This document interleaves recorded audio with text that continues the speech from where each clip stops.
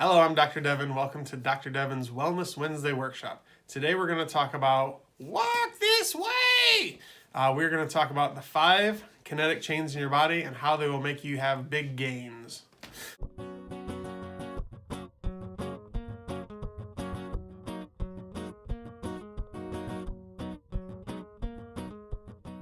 What are the 5 kinetic chains and how will they bring me big gains is the question we're going to answer today. The feet are rich in pressure receptors that direct ground force reaction. So your foot hits the ground and it reacts.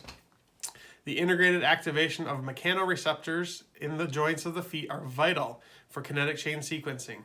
Walking gait integration starts at the feet and moves upwardly joint by joint.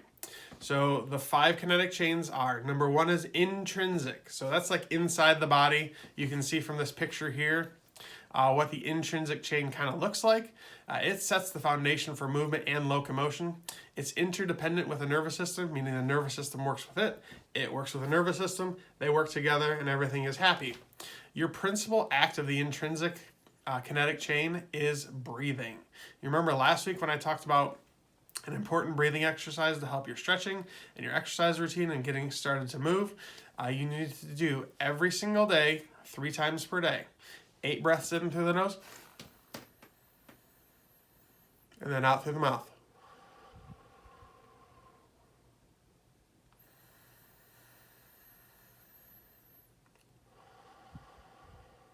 Three times a day, 8 breaths. That will help start getting that muscular system working properly so that your nervous system can respond and then they can work in harmony.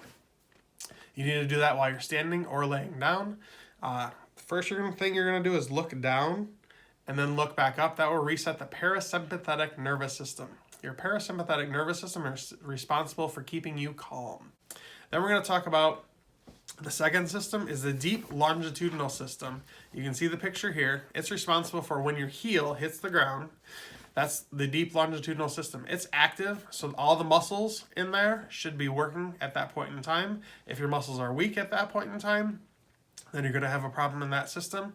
It's responsible for energy absorption, but it really works mostly with gravity because as your foot hits the ground, gravity does most of the work.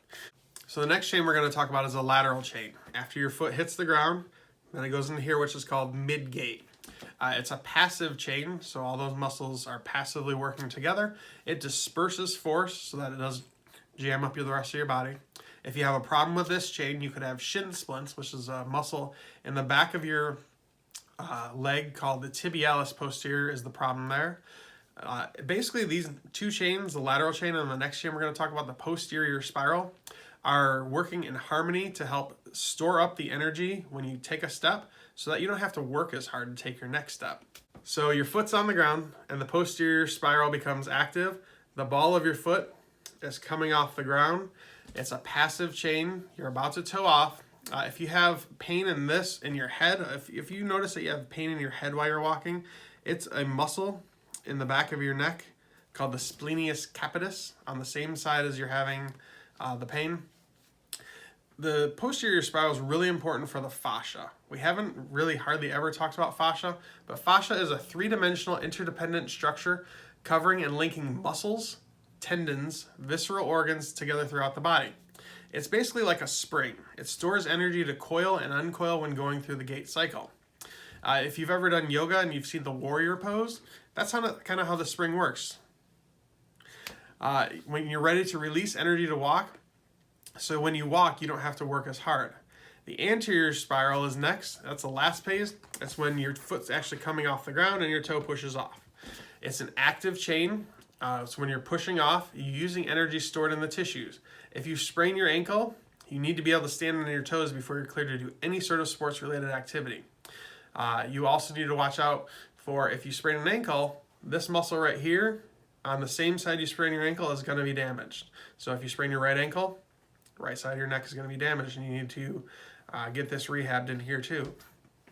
So the entire gait cycle as we go, and you can watch it here.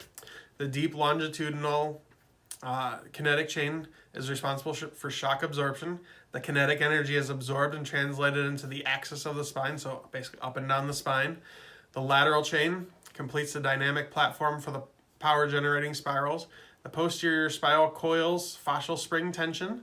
The anterior spiral energy is translated through into forward motion, and the next phase of absorption in the deep longitudinal. And it just goes and repeats on and on and on. So here's some pictures of your feet. If your foot has mild degeneration, it's going to have problems with active chains. Your deep longitudinal chain is bad, and your anterior spiral is bad. If your foot is moderate, it's the passive chains that are a problem. So your lateral chain and your posterior spiral. And you're going to need to not only fix the feet, but you also have to work on those muscles in the body.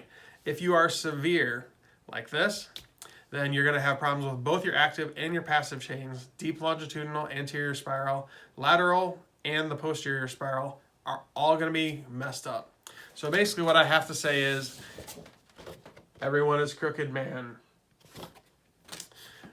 So my tip this week is get your feet scanned before next week, so when we need to talk about exercises in our next episode, you will know exactly which ones are important for you and which ones you need to do. Go ahead and like, comment, and share on this, and we will see you next week. Have a good week. Bye.